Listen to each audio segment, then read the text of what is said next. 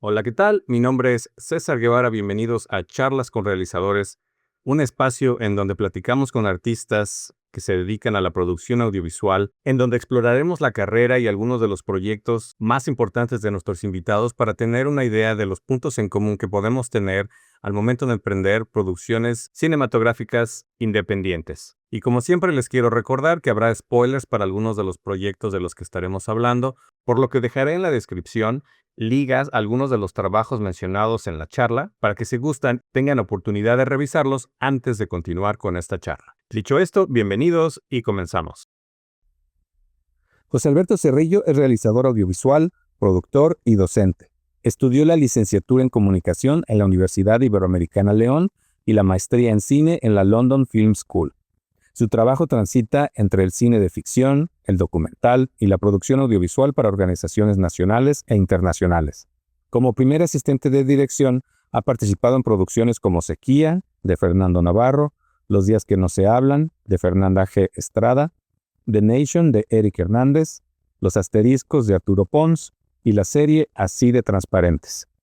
Como director y guionista, ha realizado los cortometrajes Alguien tiene que sufrir, Alegro Scratch, Un obituario para Poli y El ángel inquisidor, La última oportunidad.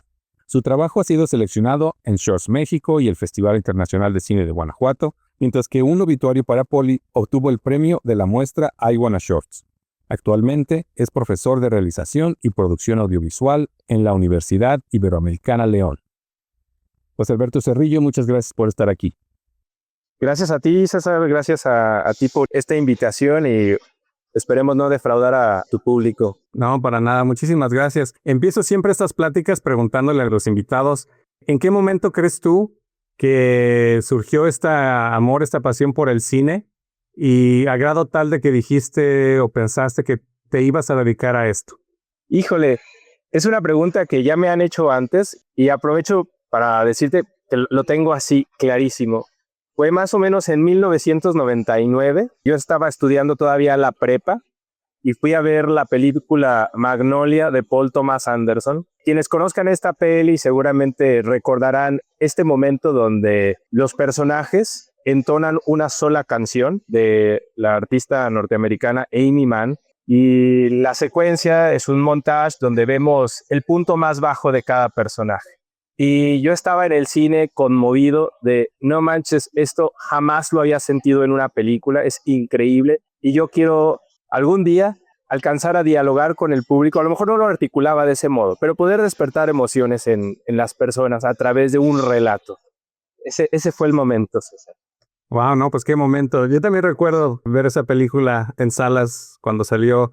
Y fíjate, bien chistoso, porque para mí más fue el montaje inicial de presentación de todos los personajes, la cámara súper dinámica y todo. Yo estaba así como, ¿qué está pasando? Y también fue así como, wow, ¿no? Quisiera poder algún momento llegar a ese nivel de técnica y de presentación. Tienes toda la razón, sí, es una introducción espectacular. Digo, a la fecha, yo creo que pocas pelis arrancan con esa fuerza. Me atrevería a decir quizás Las Horas de Stephen Daldry. Una vez que termina el prólogo de Virginia Woolf, donde vemos este montaje con las tres mujeres en su tiempo, pondría esos dos como ejemplos ahorita de cómo puedes iniciar una peli con un montaje, una edición de escenas donde vemos dónde están los jugadores de la película, en qué circunstancia y, te ponen en contexto y ahora empieza la historia. Y entonces, ¿tú estudiaste comunicación en la Ibero o qué fue lo que estudiaste en la carrera en la universidad? Sí, supongo que los tiempos eran muy distintos en 1999 o 2000 y ahora. Y cuando yo tuve esa revelación o esa epifanía, si tú quieres, me parecía a mí que estudiar cine en Ciudad de México estaba imposible, ¿no? Sencillamente lo abrumador que podía resultar en un chico como yo el mudarse a una ciudad como la Ciudad de México, el Distrito Federal. Entonces, la ruta que yo me tracé fue, primero estudiaré comunicación, revisé algunos planes de estudios locales. En esa época las opciones eran la Universidad Santa Fe en Guanajuato o la Universidad de La Salle en León y la Ibero León. A la distancia podría reflexionar al respecto, pero bueno, elegí la Ibero porque mi hermano ya estaba estudiando allí y pues me admitieron y pues parecía una buena universidad. Desde luego que hice grandes amigos, tuve experiencias increíbles, digo, siendo estudiante foráneo, y se hizo evidente poco a poco que el plan de estudios me iba a quedar un poco a deber. No es de sorprender a nadie, la licenciatura era en comunicación, no era licenciatura en artes visuales o licenciatura en cine ni nada por el estilo, pero pues al menos había algunas materias asociadas a la producción audiovisual. Y una vez que terminé, pues sí quedaba allí la espina de ¿y luego qué voy a hacer, no?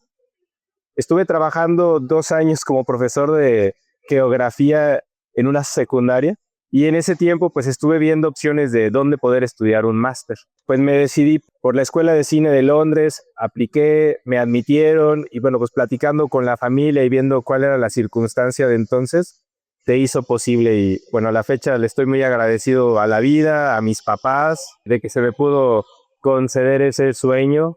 Bueno, allá estuvimos un tiempo.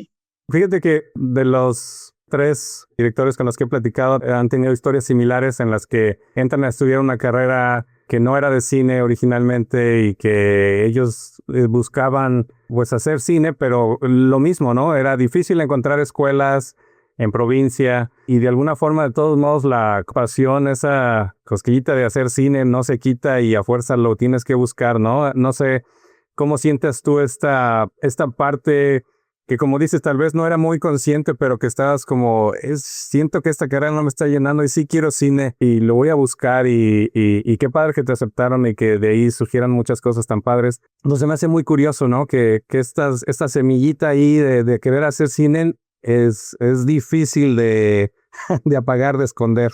Y bueno, no sé qué te hayan dicho tus otros invitados, pero si me permites hacerte a ti la pregunta, César, ¿a ti por qué te gusta hacer cine o por qué te gusta colaborar en este entorno? Yo no sé cómo fue. Suena muy clichosa la respuesta de contar historias, pero no en el sentido de utilizar las historias como, digamos, una especie de vehículo para transmitir conocimientos o tradiciones o cosas así, sino simplemente hay algo que me pasa en la cabeza, me imagino secuencias audiovisuales, acciones, y le tengo que dar sentido. Y entonces empiezo a construir alrededor de ciertas escenas una historia. Y entonces es mi justificación para poder contar esas pequeñas secuencias de acción que me imagino. Porque yo soy muy visual. No soy tanto de que leer historias o cuentos me evoquen contar algo audiovisualmente. Es muy curioso porque es casi como si tuviera como una animática, un storyboard en la cabeza. Y le tengo que dar sentido, pues. Entonces encuentro una imagen, una secuencia, una acción.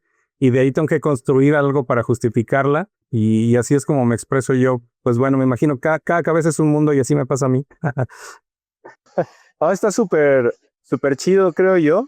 Aunque tú lo hayas querido minimizar, sí me parece que hemos de coincidir en lo que llamaste un tanto un cliché, el contar historias. Digo, desde luego que tú lo volviste más complejo y dijiste, sí, digo, el contar historias para transmitir una idea y demás, y bueno, partir de una imagen.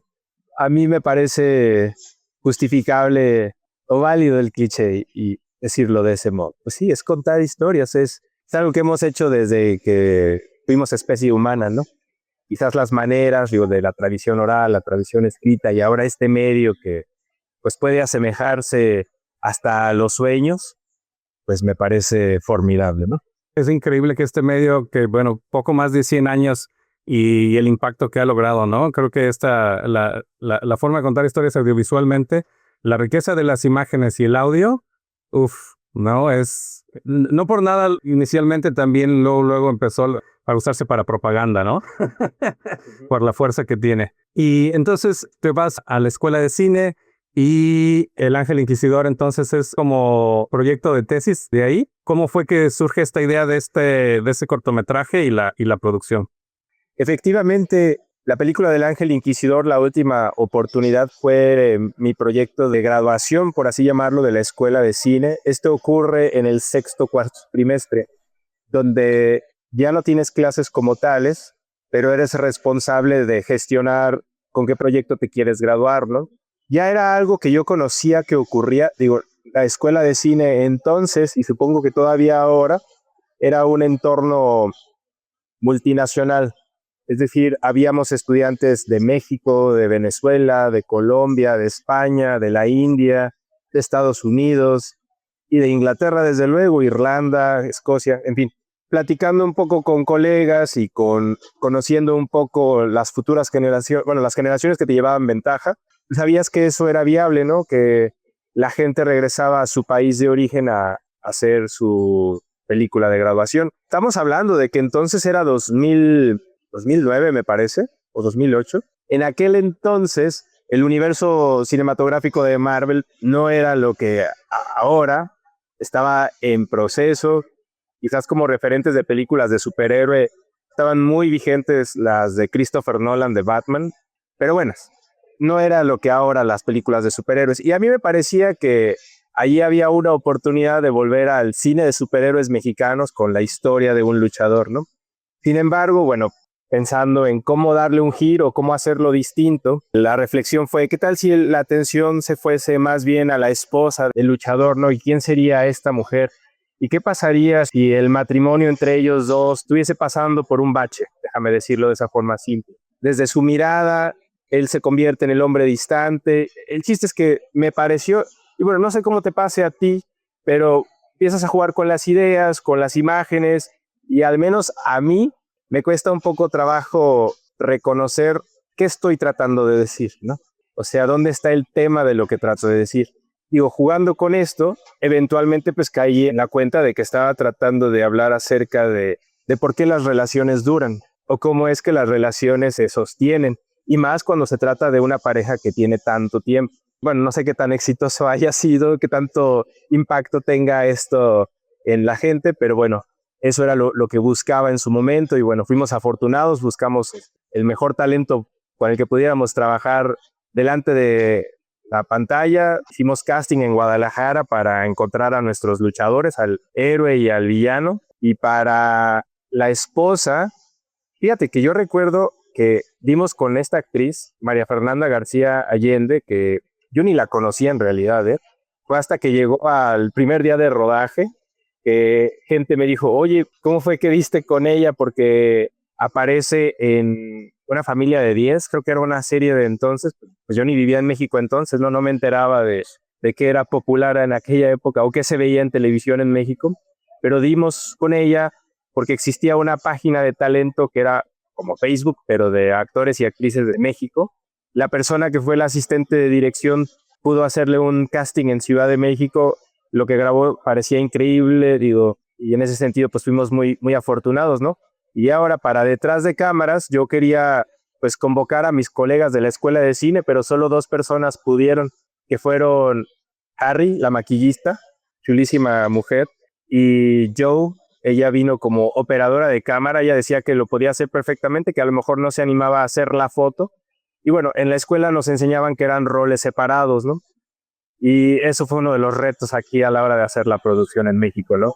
De al contratar a un director de fotografía al que le asignamos una operadora de cámara, híjole, pues no es algo que volvería a hacer yo creo, ¿no?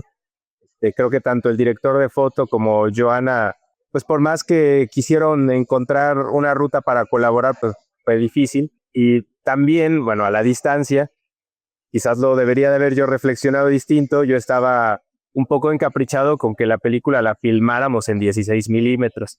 Pues te imaginarás, no tanto presupuesto y bueno, conseguir el talento de ciertas características, con cierta experiencia, pues bueno, fue, al menos para mí sí fue un shock la manera en la que se trabaja con los crews, a lo mejor estudiantes de Inglaterra, de Londres, y pues venir aquí a trabajar con crews de la Ciudad de México, pues las maneras son distintas, ¿no?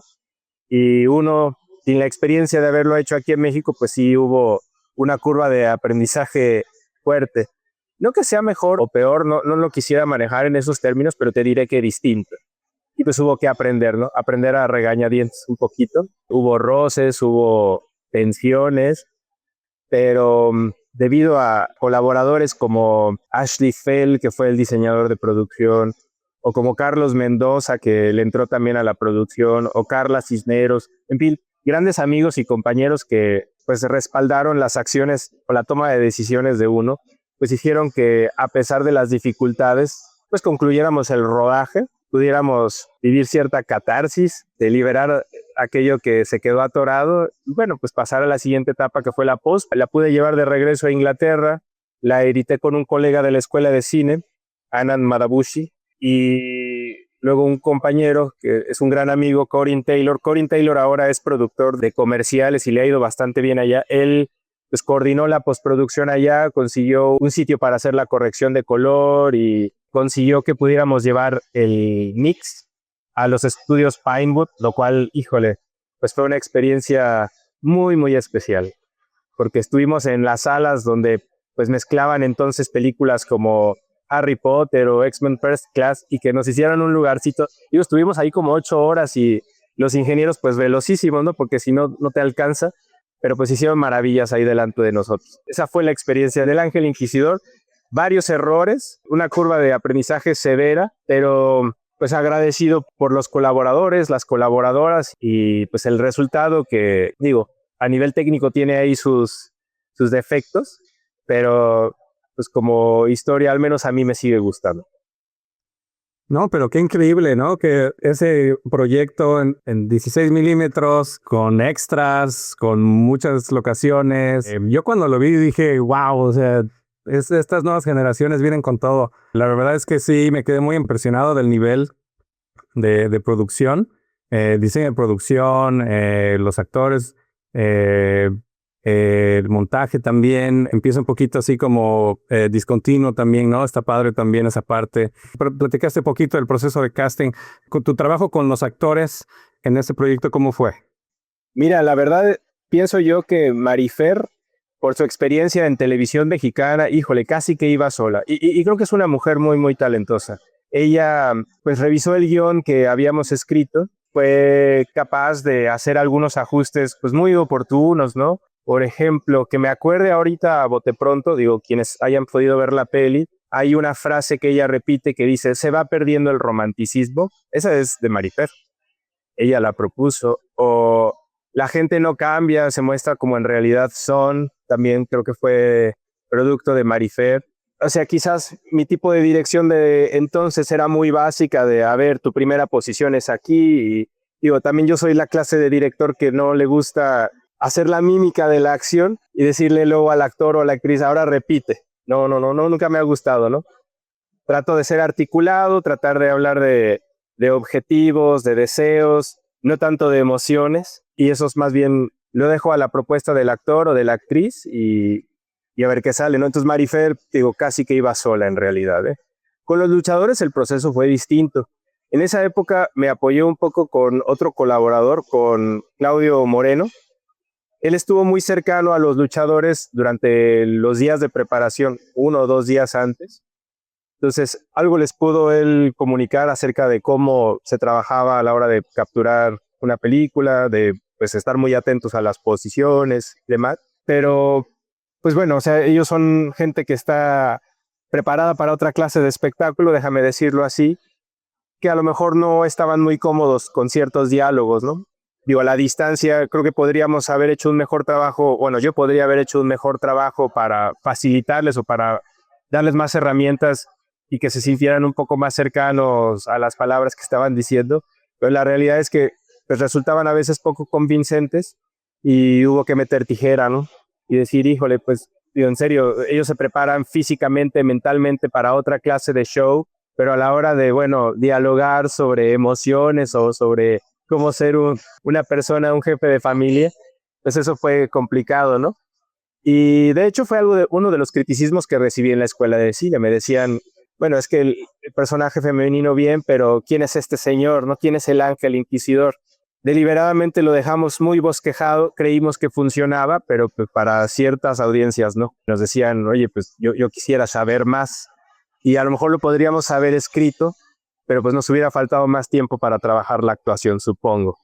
El que está haciendo muy autocrítico de tu trabajo. Yo creo que está bien porque es la única forma en la que crecemos y que los siguientes trabajos puedan mejorar en los sentidos en los que estemos haciendo el análisis. No recuerdo si un obituario para Poli fue inmediatamente después, pero sé que has hecho otros proyectos. Yo me acuerdo que vi, ¿cómo se llama? Contesta, Era un... sí. Yo lo vi en Expresión en Corto, creo que fue el primer trabajo tuyo que vi. Es curioso, no sé cómo te haya pasado a ti. Sé que somos como 2, 3 años, o tal vez más, no sé, tengo 46. Voy a cumplir 44, entonces son como 2. Incluso esa pequeña brecha de 2, 3 años, cuando yo empecé, era bien difícil encontrar cámaras de video o rentar cámaras de cine, pues eso ya era fuera, ¿no? Jamás por los presupuestos. Y 3 años después empiezan a salir las primeras Handycam, empiezan a salir por ahí algunas cosas. Yo me acuerdo que me embarqué con como $5,000 con una cámara Sony.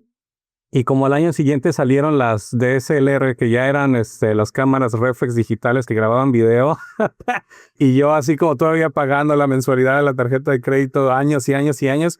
Y ya toda la gente usando lentes intercambiables, haciendo otro tipo de cosas. Y yo atorado con esa tecnología, ¿no? Ya ahora teléfonos y bueno, otro tipo de tecnologías. No sé cómo te pasó a ti que empezaste con cine y luego digital. ¿Cómo has visto esta evolución, digamos, de la parte como de acceso a la tecnología? También creo que ha sido pues un poco un shock, pero pues porque así lo estás viendo, ¿no? Ves el cambio delante de tus ojos y pues resulta hasta sorprendente, ¿no? Y como bien dices, ¿no? A veces de un año a otro, pues la tecnología ofrece muchas otras cosas y quizás esa es la razón por la que al día de hoy yo me resisto a comprar equipo. A lo mejor sí una compu decente para editar, esa a lo mejor te aguanta unos 10 años, pero una cámara, lentes y demás, híjole, eso parece que va rapidísimo. Digo, y si lo alcanzaré a desquitar. Cuando voy a producción, rento mejor las cosas para no tener que hacer yo esa inversión. Lo que platicas que te pasó a ti, híjole, pues suena complicado, ¿no? Bueno, evidentemente, hoy en día el consumo y creación de imágenes es muy distinto a lo que nos tocó a nosotros, ¿no? Hace poquito estaba viendo o leyendo, creo que fue en redes, ¿no? Alguien estaba comentando acerca de cómo había envejecido la película de Belleza Americana. Y bueno, desde la participación de un actor que ahorita no goza del gusto de la mayoría, o no lo sé, pues, pero hablaban acerca del personaje del actor Wes Bentley, no me acuerdo cómo se llama el personaje, pero bueno, es este chico introvertido que le gusta grabar con su cámara y ya eso lo vuelve a él como una persona rara, ¿no? Dices, no manches, hoy en día todo el mundo graba todo el mundo trae un celular y, ay, mi comida, ay, ¿sí me explico? Entonces, el consumo y creación de imágenes es tan grande en comparación a como lo hacíamos antes. Vamos, yo siento que buena parte de nuestra atención o de la atención de ciertas audiencias se ha vertido mucho en la forma y en el modo en el que están construidos estos contenidos que les llaman ahora, ¿no? Ay, necesito algo que sea ágil, que tenga mucho movimiento y zoom in, zoom back. Y a veces creo que como consecuencia hay un poquito menos de interés en el fondo, en qué es lo que se está diciendo. Se debe buscar un equilibrio. Actualmente, esto lo sabes tú, se lo platico un poco a la gente que nos hace el favor de escuchar. También me dedico a la docencia. Pues bueno, parte de lo que yo les trato de inculcar a las y los estudiantes es que decidan o que intenten explorar qué es lo que están tratando de decir. Lo que ellos generen o lo que ellas generen de producción audiovisual, dígase ficción o dígase documental, tiene que ser entretenido en el sentido de debo de atrapar la atención de quien lo ve. Bueno, para eso podrán utilizar sus efectos o lo que ustedes decidan, pero más importante que ello, o igualmente importante, mejor dicho, es qué es lo que están tratando de decir. ¿Qué idea, si tuvieran que elegir solamente una, cuál sería? Y fíjate que a veces les cuesta trabajo, que a uno le cuesta trabajo, pero me parece a mí que a estas nuevas generaciones a veces les cuesta un poquito más. Digo, ya con cierta guía y con ejemplos lo alcanzan a articular bastante bien, pero en el proceso les cuesta, porque están muy acostumbrados a que algunas cosas las describan como muy visuales. ¿Y qué significa esto? O que sea muy dinámico. ¿Y qué significa eso? Y bueno, ya lo describen y lo que sean, y bueno, utilizas esos recursos para decir qué. Y a veces se frustran y dicen, ay, es que no todo tiene que tener un porqué. Bueno, yo discrepo, o siento que sí, lo pueden hacer, hay contenido así, hay gente que disfruta contenido así, pero bueno, así tú estás en una universidad donde se supone que como profesores deberíamos de fomentar la construcción de ideas, ¿no? Y de divulgar conocimiento, como bien decías tú también. Entonces, ¿cómo vas a aprovechar el medio audiovisual nada más para entretener? Creo que eso es quedarse en la mera superficie, ¿no? Así es como lo he visto yo. No sé qué opinas tú. Totalmente de acuerdo. Yo recuerdo cuando tomé un taller de apreciación cinematográfica, uno de los primeros comentarios que nos decían era, si no puedes describir tu proyecto en una oración que sintetice el por qué estás contando esa historia o de qué va, quiere decir que no has hecho el trabajo suficiente. Y nos sigue pasando, pues, ¿no? O sea, he participado en proyectos, cortometrajes recientemente, y para hacer la sinopsis, para hacer los taglines, para hacer todo, les digo, es que si no lo puedes resumir así, todavía no tienes claro tu proyecto, ¿no? Y necesitamos asegurarnos cuál es el eje temático, ¿no? Que va a estar haciendo que todo lo demás se mueva y encaje donde debe de encajar. Pero pues sí, efectivamente, a veces nos dejamos llevar por otras cosas que son tal vez más apantallantes, pero le va a carecer ahí un poquito del contenido, ¿no? Entiendo que a lo mejor algunas de estas personas están muy influenciadas por la trayectoria de directoras o directores ya establecidos, ¿no? ¿Cuántas veces no hemos escuchado estas anécdotas del director David Leitch de que no tenía guión, o de que lo que él tenía era una idea acerca de flores y una cerca blanca, o de Terrence Malick que recitaba a la gente en locación y ahí decidían qué era lo que se iba a filmar? Y es gente en formación que ya aspira a eso. Y pienso yo, no es que uno como profesor quiera limitar el nivel de ambición, pero mientras llegas allí, tendrás que convencer a colaboradores, a inversionistas, a gente que crea en tu proyecto, y a lo mejor el que no te lo entiendan, no deberías de responsabilizarlos a los demás. El que la reacción sea, es que no me entienden, pues no es problema de las personas, sino a lo mejor la reflexión debería de ser, me expliqué lo suficiente, te explicaste lo suficiente, lo articulaste de una forma que fuese comprensible. Y bueno, o sea, yo entiendo que a veces en el proceso, ya una vez que estás filmando, ocurren accidentes felices o lo que sea, y que hace que el trabajo evolucione, mejore. Sí, todo eso está muy bien, pero si quieres trabajar con seriedad en una producción, al menos si se trata de tu primer o segundo proyecto, pues tendrás que generar o comunicar con claridad, porque de lo contrario va a ser difícil que te ganes la confianza para que obtengas apoyos, colaboradores, en fin. Tengo esa convicción. No sé qué opinas tú, César. Sí, sobre todo cuando ya tienes mucha gente, ¿no? En varios equipos, varios departamentos, y tienes presupuesto, el tiempo de la gente, el dinero. Tienes que tener muy clara la idea y tienes que, como dices, comunicarlo asertivamente, porque si no, fue algo que también comentó Fer, que no puedes llegar el día de grabación a ver, bueno, vamos a ver, si movemos la cámara aquí, si pues ya tienes feeling.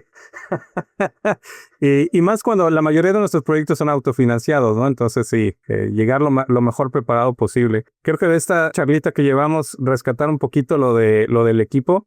A mí también me dieron ese tip, pero muy tarde.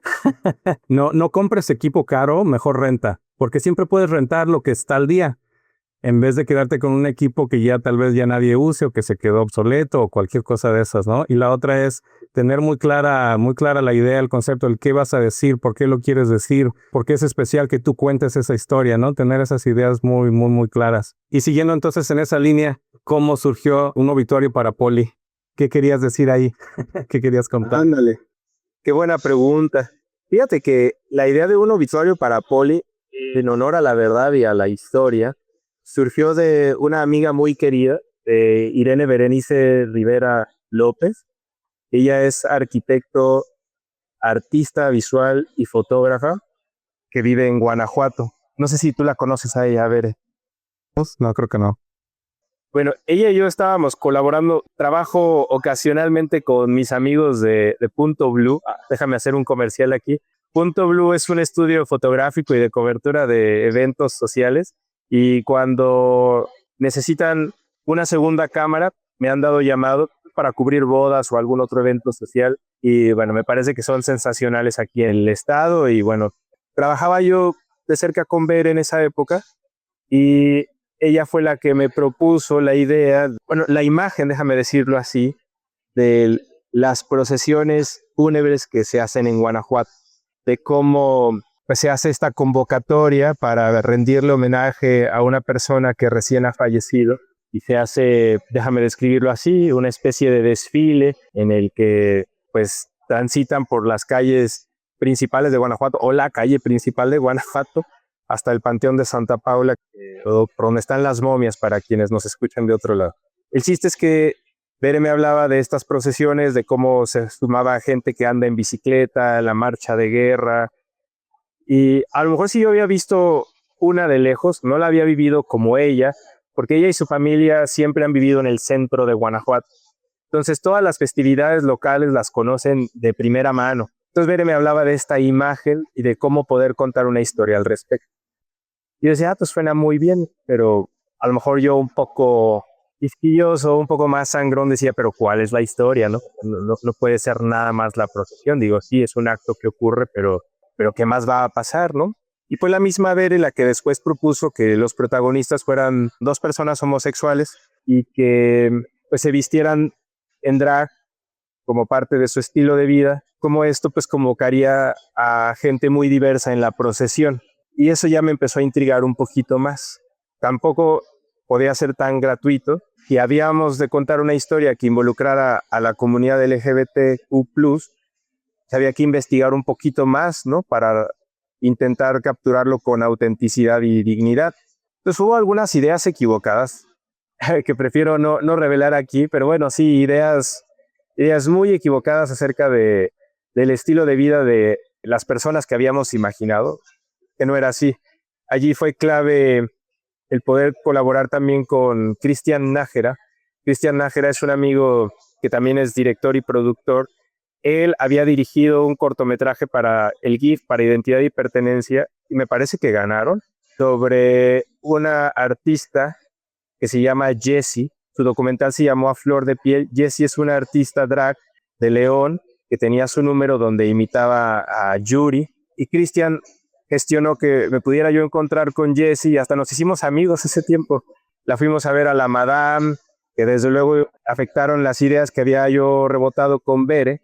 Bueno, el guión o la premisa empezó a evolucionar un poco más y también yo logré aterrizar algunas de las cosas que a mí me interesaría decir, ¿no? Entre ellas estaba que si íbamos a contar esta historia, al menos en esta película, yo no quisiera que se vistieran las denuncias o la discriminación que a la fecha muchas de estas personas experimentan. Yo lo que quería era mostrar una alternativa, si tú quieres, donde eso no es tema. El tema es que como personas también tienen emociones, tienen dolor, tienen duelo, y tratar de retratar esto con la misma sensibilidad que podríamos retratar la de una persona heterosexual, ¿no? Bueno, esa fue una de las claves. Y la otra, spoiler, que fue una imagen que también fue muy reveladora para mí, es, ok, si integramos elementos del realismo mágico, ¿cómo sería esta imagen de dos personas que tienen solamente la mirada del otro para toda la eternidad, ¿no? Que se traduce en dos personas que son sepultadas en el mismo ataúd, ¿no? Solamente tienen la mirada del otro para ser felices o para poder compartir esa nueva etapa de la existencia. Entonces, con eso en juego, ya empezó a articularse un poco más la historia. Y digo, ya si me permites agregar, la experiencia entre un obituario para Poli y el Ángel Inquisidor fueron muy distintas en el sentido de poder colaborar prácticamente con puros amigos y amigas. Desde luego que hubo colaboradores y colaboradores que no conocía, pero que se sumaron, que fueron valiosísimos. Entre ellos, se me ocurre Braulio Bautista. Él es un artista visual que radica actualmente en Aguascalientes y él fue responsable de la creación de los maquillajes y del vestuario, y actualmente él hace unas cosas increíbles ahí, por si lo quieren buscar en Instagram. O del músico Jorge Sá, quien compuso una canción que funciona como columna vertebral en la parte, bueno, en un montaje, que a lo mejor estuvo inspirado en Magnolia, mira, que nos ubica en el presente, en el pasado y nos habla de una sola emoción que es el duelo, ¿no? Colaboradores nuevamente como Ashley, que espero la haya pasado mejor que como con el Ángel Inquisidor, que creo que, y bueno, muchos errores en esa producción de jornadas muy extensas y con un obituario para Poli, insisto, otro rollo, ¿no? En esa ocasión lo tiramos en digital. El fotógrafo fue Carlos Mendoza, que trabaja pues, con Punto Blue, como te decía, y lo tiró con una cámara 5D, si no mal recuerdo. Bueno, eso facilitó algunas de las cosas, algunas de las decisiones. Filmar en Guanajuato nuevamente, pues, increíble, ¿no? Con esas locaciones, sobre todo con estos colaboradores. Y yo recuerdo muy clara esa procesión. Creo que yo estaba en la calle, salí de algo de la oficina o no recuerdo qué. Y me acuerdo que los vi pasar y dije, empecé a ver puras caras conocidas y dije, ya va Ashley, ya va no sé quién, ya va Beta. Y después salieron las notas en el periódico de que la procesión y para un cortometraje y todo. Increíble, increíble. Te quería preguntar precisamente ahorita que mencionas a Carlos, tu trabajo con él como fotógrafo, ¿cómo se llevan? Recuerdo esta escena cuando está la procesión y la cámara tilta hacia arriba y luego estamos de cabeza en el campo verde. ¿Cómo fue tu trabajo con tu director de fotografía para este proyecto? Mira, Carlos tiene un perfil, a mí me parece muy interesante. Carlos, quienes lo conocen, Carlos Mendoza, él es matemático.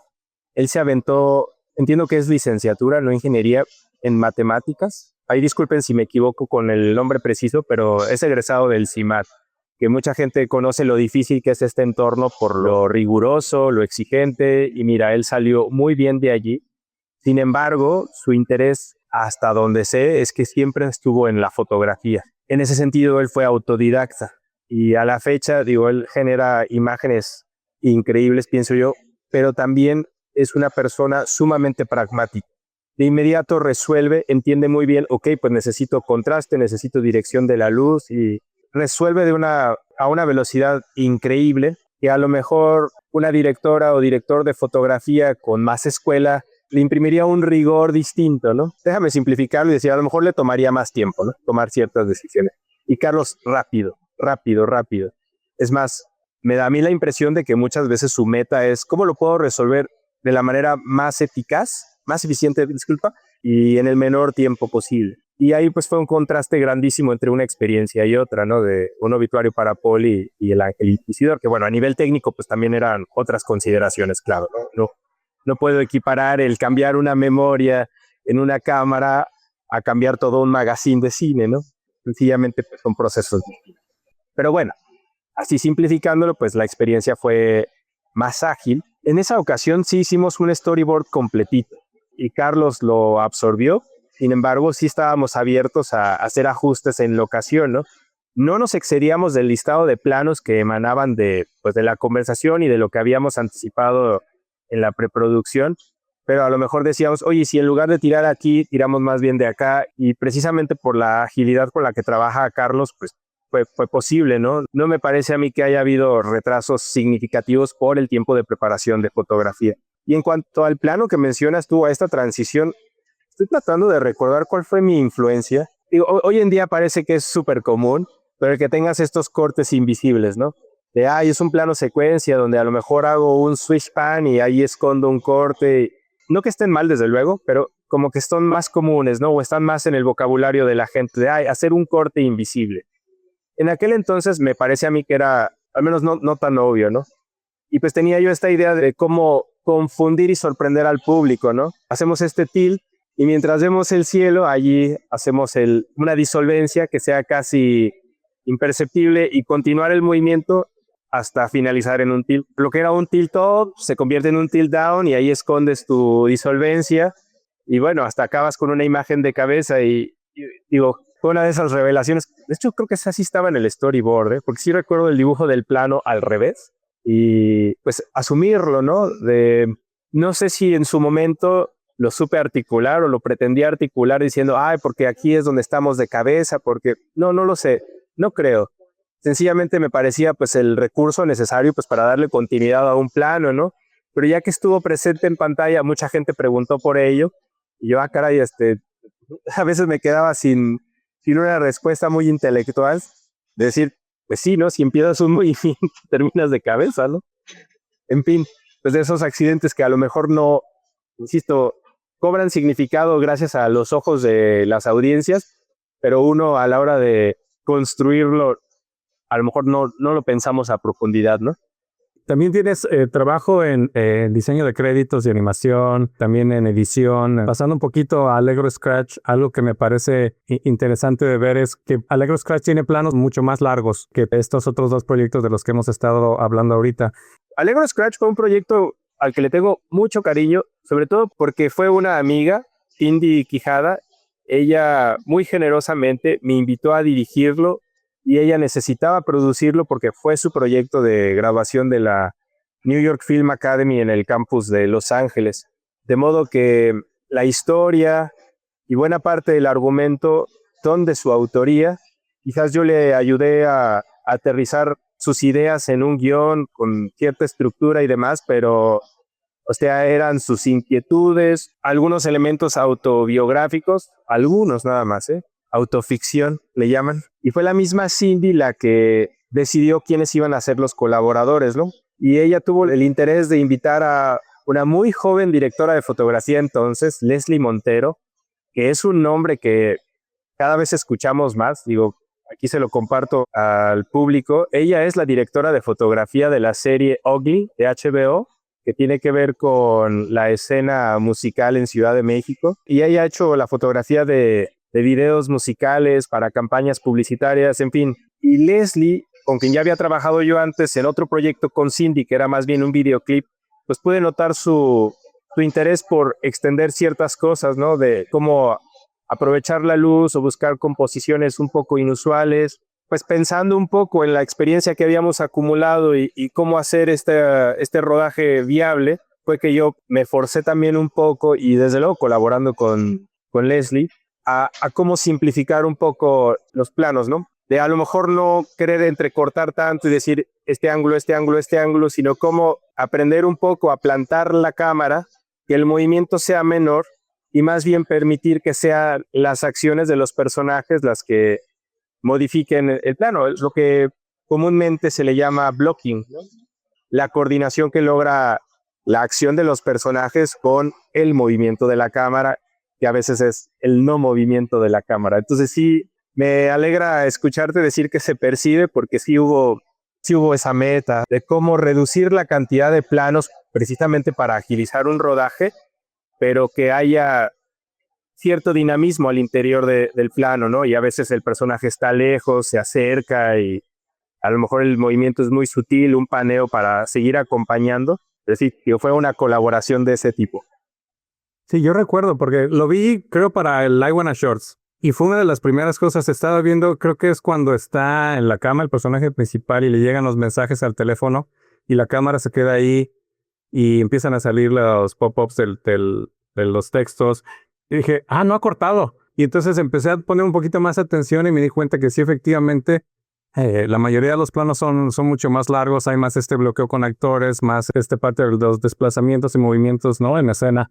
Entonces, creo que sí se nota. Y otra cosa que te quería preguntar es también de la música, porque creo que en estos 3 proyectos la música es un componente como muy importante. ¿Cómo es su trabajo en el sentido de encontrar piezas, de buscar la música, músicos y al momento también estar haciendo los montajes?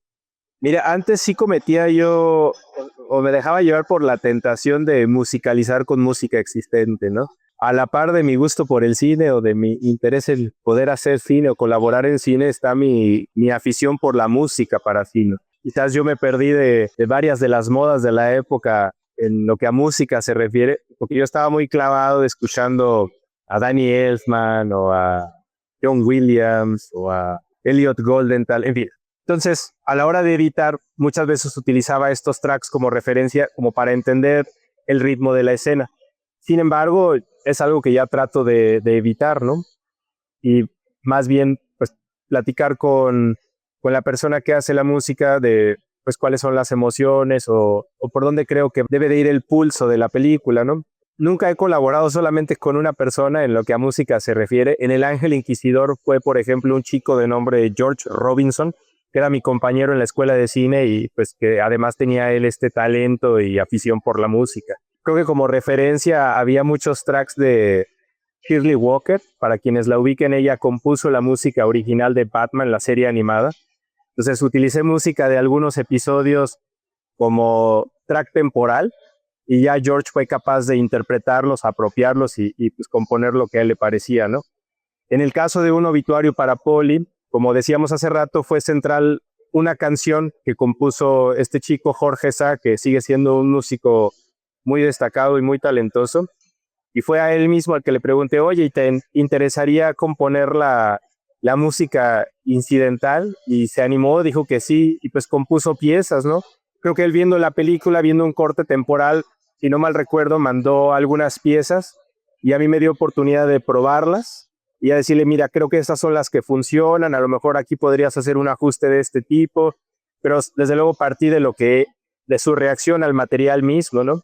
Y en el caso de Allegro Scratch, admito que la conversación fue puramente entre Cindy, que era la productora, y el músico, que ya era un contacto de ella, pues compuso las piezas de baile, que eran centrales, y además estas piezas un poco más incidentales, ¿no? Y pues fue desde lo que Cindy haya colaborado con él. Sí platiqué yo un poquito, pero más adelante, ya solamente en los ajustes finales, pero ahí creo que fue central la colaboración que pudieron tener ellos dos, donde a mí me acercaron las piezas y las probé en la edición y quizás hice algunas sugerencias menores en realidad, ¿eh?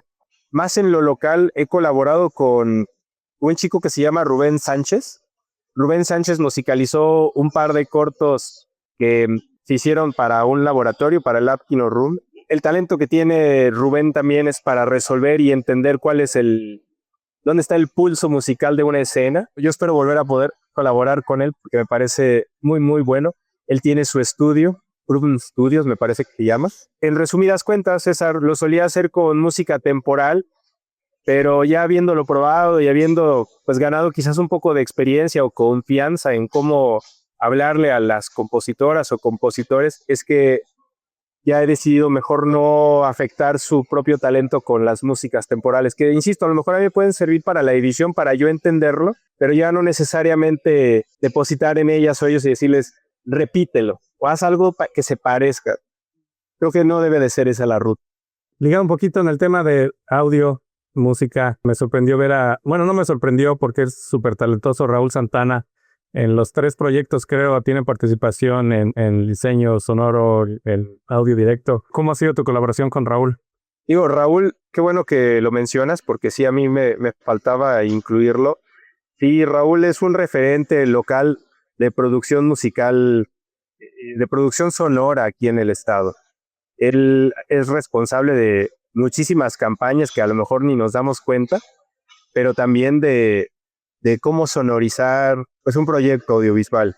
Espero no me odie por compartir esto, pero él hizo sonido directo en algunas producciones, incluido El Ángel Inquisidor y un obituario para Poli, pero creo que solamente tiene una experiencia en un largometraje y dijo, no, esto no es para mí. Así le gusta ir a rodajes breves, pero ya cuando son de semanas a lo mejor se dice, ay, pero la postproducción, híjole, él es muy meticuloso, muy certero, muy sensible. Y sencillamente el ir a una sesión con él para hablar acerca del mix o hablar acerca de cómo se debe de sentir una escena, él lo interpreta y sabe a nivel técnico qué es lo que se debe de hacer, ¿no?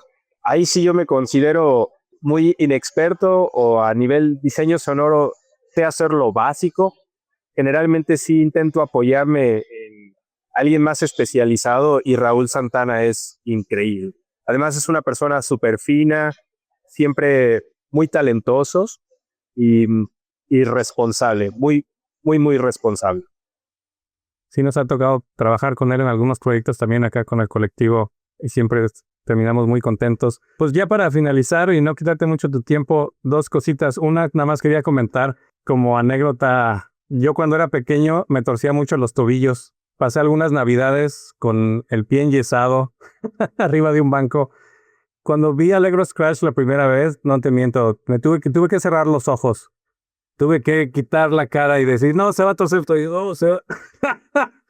Porque como experiencia, pues, ¿no? Creo que está muy bien lograda esa secuencia porque efectivamente sientes que ese dolor, esa parte de... ¡Ay! Pues quería felicitarte por eso. Ah, gracias, gracias. Bueno, ahí si me permites hacer un par de menciones.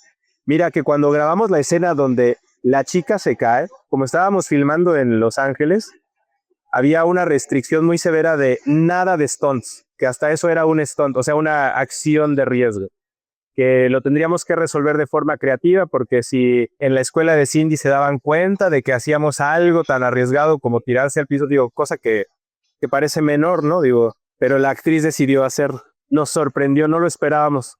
Ella decidió tumbarse y pretender que se torcía el tobillo y bueno, ahí queda pues qué tan exitoso fue, ¿no? Y la otra escena donde ella se venda e intenta ponerse de puntas, pues es el talento de ella como actriz, digo, como bailarina profesional de lograr la posición en pointer y el diseño de Raúl. Creo que allí es donde se empatan estas dos cuestiones, tanto la magia delante de cámara con el talento de la actriz, el ángulo de Leslie y el diseño sonoro de Raúl. Para finalizar, estimado Alberto, no sé si tengas ahí por ahí algún proyecto en puerta, alguna cosa en la que estés trabajando ahora que nos quieras o puedas platicar, algo que nos quieras adelantar de qué estás haciendo ahora, qué viene. Sí, mira, como director he sido muy lento. Me toma tiempo escribir y sentirme comprometido con una idea y avanzar, ¿no? En el Inter, afortunadamente, me han invitado muchas veces como asistente de dirección. Creo que lo sé hacer más o menos bien, ¿no? De cómo, pues, escuchar las necesidades de producción, las necesidades de una directora, de un director, y poder organizar un plan de rodaje que conviva en ambos niveles, ¿no? Y de cómo, pues, conducir un set para que tengamos una jornada ética dentro de márgenes de tiempo y que se logren los objetivos, ¿no? Eso lo he sabido llevar. He tenido la fortuna de colaborar con el Chango Pons, con Omar Alcalá, con Fernanda González, con Mike Navarro, o sea, mucha gente que sigue haciendo cosas. En lo personal estoy escribiendo un guión que está basado en un cortometraje que se hizo en un laboratorio, pero me reservo por ahora el contarte más detalles, porque es un corto que sí, mucha gente vio, pero ya lo he medio escondido un poco en el interés de que vuelva a haber sorpresa una vez que se logre materializar el proyecto. Estoy escribiendo, ya tengo la sinopsis y el argumento completo para que sean, no sé, unas 120 páginas, 110, 120 páginas, pero apenas llevo escritas como 25. Entonces ahí vamos. La meta es finalizar el guión este verano y empezar a hacer la ruta para tallerearlo y mejorarlo, lo que comúnmente llamamos desarrollo, y luego ya ver cómo producirlo. Súper, ¿no? Pues el mayor de los éxitos. Y déjame decirte que de las personas con las que he tratado, que han trabajado contigo, solo tienen las mejores palabras, los mejores adjetivos para describir tu trabajo. Creo que eres una persona que en lo profesional se nota pues la calidad, el conocimiento y la pasión que tienes por el cine. Todos hablan muy bien de tu trabajo. Creo que tú has hablado acerca de la profesionalización de la carrera del cine, sobre todo en Guanajuato. Y creo que tú eres un ejemplo de alguien que es profesional en lo que hace y que muchos te admiran y que están muy contentos de poder trabajar contigo.